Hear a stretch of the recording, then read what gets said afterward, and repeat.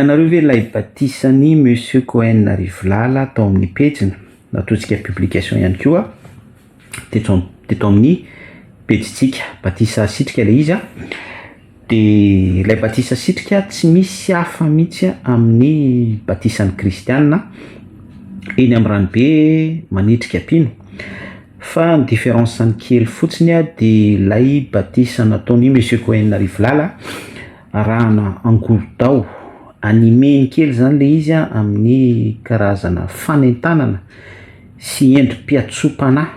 Hitanareo le ohatran'le eny amin'ny ladoany reny mandrombo mikoezikoezy amin'ny alalan'ny angorodao sy ny sodina sy ny zavatra ohatran'ireny zany. Zay fotsiny différence an'le izy fa ny an'ny kristianina batisa sitrika dia firana kristianina na firana fidiranan'Andriamanitra amin'ny alalan'ny hira evanjelika no atao rehefa manao batisa, na tsy misy ihany koa fa batisa tsotra fotsiny dia vavaka sy toy izany. Inona moa no tiana ampitaina amintsika? Ny zavatra ampitaina amintsika dia hoe gaga zany fa hoe ay manao batisa ny jiosy gasy, manao batisa asitrika, manao batisa asitrika dia eny amin'ny ranobe. Dia ilay batisa asitrika ataon'ny Cohen Rivolala, Monsieur Cohen Rivolala, jiosy gasy mpitondra ny fiangonana hebraika kabalistika, dia tena kopian'ny batisa asitrika kristianina mihitsy ilay izy. Kanefa asa raha tadidinareo fa isaky ny miakatra plateau i Monsieur Cohen Rivolala dia mandiso foana izy ny fivavahana kristianina ary pitsiriny sy hitondrany argument fa tsy avy amin'Andriamanitra tsotoa ny fivavahana kristianina, satria tsy miantso an'Andriamanitra tsotoa amin'ny anaran'ny mpahary amin'ny teny hebreo, tsy miantso ny anaran'ny mpamonjy amin'ny teny hebreo, anaratsampo izy, zany hoe manompo sampy zany ny fivavahana kristianina. Dia ny mampime zany ary ampitako afatra amintsika dia hoe lazainao fa fivavahan-tsampy ny fivavahana kristianina, fivavahan-diso ny fivavahana kristianina, fivavahana tsy izy anaovanao hitsin-dalana amin'ny fanambarana fa hoe avy amin'ny devoly ny fivavahana kristianina.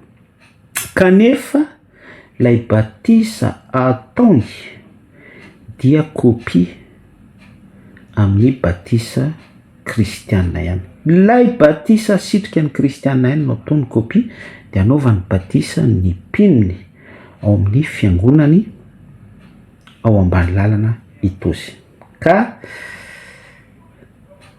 ny antony ampitako afatra amintsika dia hoe be da be mihitsy ny olona no manao tahaka azy, mandiso be fahatany, mandiso tsotro zao ny fivavahana amin'ny anaran'i Kristy Jesosy mba hanamarinana ny fivavahana. Raha mandinika isika dia amin'izao vanim-potoana ifampizarantsika zao dia voizin'ny olona hoe tsy maintsy antsoina amin'ny teny hebreo ny anaran'ny mpamonjy, anarana azahoana famonjena, tsy maintsy tononina hoe Yeshua, Yahoshua sy ny sisa rehetrarehetra, tsy maintsy miaina kolotsaina jiosy ianao, tsy maintsy converti mihitsy ianao ho jiosy, satria avy amin'ny jiosy ny famonjena sy ny sisa be dia be. Kanefa rehefa zohinao reny olona ireny dia ny baiboly ampiasain'ny kristianina, mampiely baiboly io ihany no ampiasainy, fa soloiny fotsiny le anaran'ny mpamonjy hoe Yeshua, Yahoshua. Tahaka an'izany koa ny any amin'ny firana iran'izy ireo, misy fiangonana ohatran'izany mihitsy, dia soloiny fotsiny le Jesosy Kristy, soloiny hoe Yeshua, Yahoshua. Dia diaboliseny tsy misy ohatr'izany ny fivavahana kristianina, ahafahany manamarina an'ilay fotom-pampianarana. Dia izany no eritreretiny fa amonjena azy sy ny pininy ary ametahany vy mamay ihany koa ny pino ao aminy. Tsy fantatra raha arakareo ilay enjeu sy afetsifetsena efipetsin'ny satana ao anatin'ilay izy, ka ampitaiko amintsika ihany zany afatra izany. Tany mafy izay henananao mba tsy hisy akany satroboninahitra. ny fanjakan'Andriamanitra dia rombana ary mpandrombaka dia mandrombaka azy amin'ny keriny. Ilay fanjakan'Andriamanitra amin'ny angle anankiray dia ao anatinareo, ozy ny filazantsara ny Matteo. Ny devoly mpandrombaka andrombaka n'io fanjakana ao anatinao io avec violence. Anongotra n'io ao fanjakana Jesosy Kristy ao anatinao izy dia ireny karazana plagiat be da be tahaka an'ilay batisana Jiosy Gasy nyresantsika eto no entiny mamitaka anao anamarinana ny azy sy idiabolizeny ny zavatra efa aky ao anatinao.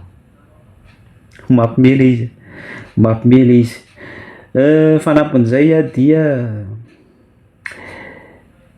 ako fantatrao foana fa ny fivavahana dia surtout eto Madagasikara, aty Afrika, dia ataon'ny olona lalam-bola, ataon'ny olona fikendrena tombotsoa, ataon'ny olona fitadiavana intérêt personnel, dia izany daholo ireny karazana fiangonana be da be hitanareo sy karazana Cohen, mpisorona, mpaminany, évangéliste sy ny sisa be da be hitanareo reny. Arao foana ny pejy fa miezaka isika mizara izay expérience hitatsika sy voaray atsika, izay fantatray no laizainay, izay hitanay no ambaranay. Izay ilay bio atsika, nefa ny fanambaranay tsy raisinareo ny mpianatra. Tianao Jesosy.